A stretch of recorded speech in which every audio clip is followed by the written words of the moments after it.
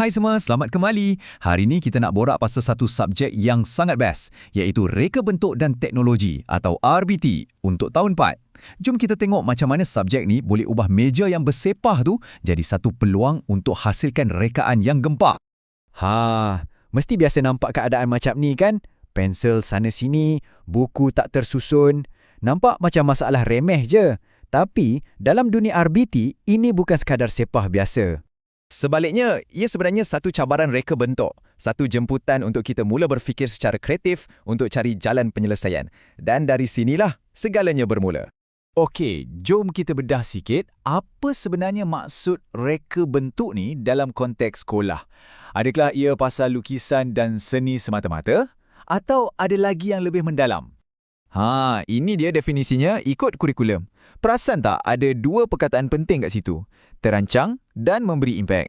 Maksudnya, reka bentuk ni bukan setakat nak bagi benda nampak cantik je. Tapi, ia adalah tentang mencipta sesuatu yang betul-betul berfungsi dan boleh tolong kita dalam hidup seharian.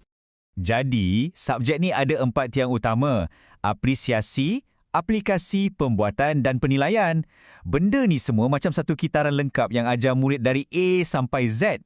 Dari sekadar melihat dan menghargai, sampailah boleh cipta dan menilai hasil kerja sendiri. Sekarang, jom kita ikut perjalanan seorang murid, katakanlah nama dia Aiman, yang tengah pening dengan meja dia yang bersepah tadi. Macam mana agaknya dia nak mula? Semuanya bermula dalam kepala dulu. Mula-mula, Aiman sedar dan akui masalah dia. Lepas tu, otaknya mula ligat berfikir. Nak buat apa ya? Ini fasa kreativiti. Dan akhirnya, dia pilih satu idea yang paling best dan terus terjemalkannya ke atas kertas.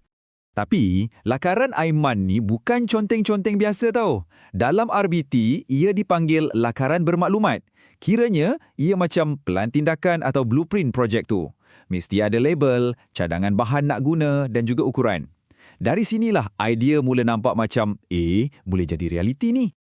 Okey, lakaran dah mantap. Sekarang kita masuk fasa yang paling ditunggu-tunggu, membina projek. Inilah masanya teori bertemu dengan praktikal. Sebelum mula, penting untuk tahu beza antara bahan dengan alatan. Senang cerita, bahan tu adalah badan produk kita, macam kotak kitab semula atau kertas warna. Alatan pula, benda yang kita guna untuk siapkan produk tu.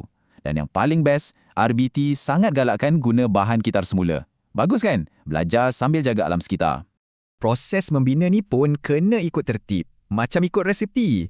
Kena ukur betul-betul, tanda elok-elok, potong hati-hati, cantum bagi kemas dan akhir sekali buat kemasan biar nampak lagi lawa.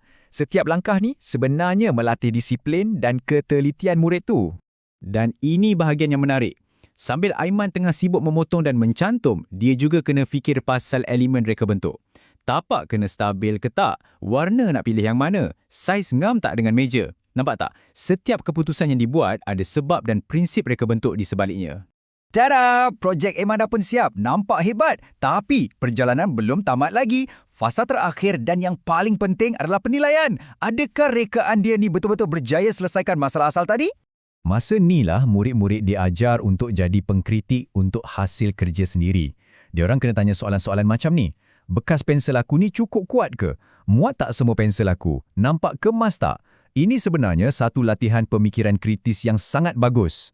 Proses soal jawab dengan diri sendiri ni sebenarnya bukan suka-suka tau. Ia adalah sebahagian daripada cara penilaian rasmi yang dipanggil Pentaksiran Bilik Darjah atau PBD. Ini menunjukkan yang penting bukan grade akhir semata-mata, tapi keseluruhan proses pembelajaran tu, dari awal sampai akhir. Jadi, kalau kita fikir-fikirkan balik, jelaslah yang RBT ni bukan setakat nak hasilkan bekas pensil. Sebenarnya, ada sesuatu yang jauh lebih besar dan lebih penting yang sedang dibina. Petikan ni dah merumuskan segalanya kan.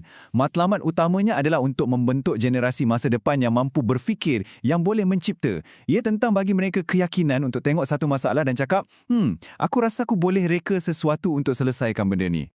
Melalui satu projek yang nampak mudah macam ni, murid-murid sebenarnya sedang unlock kemahiran-kemahiran hebat abad ke-21.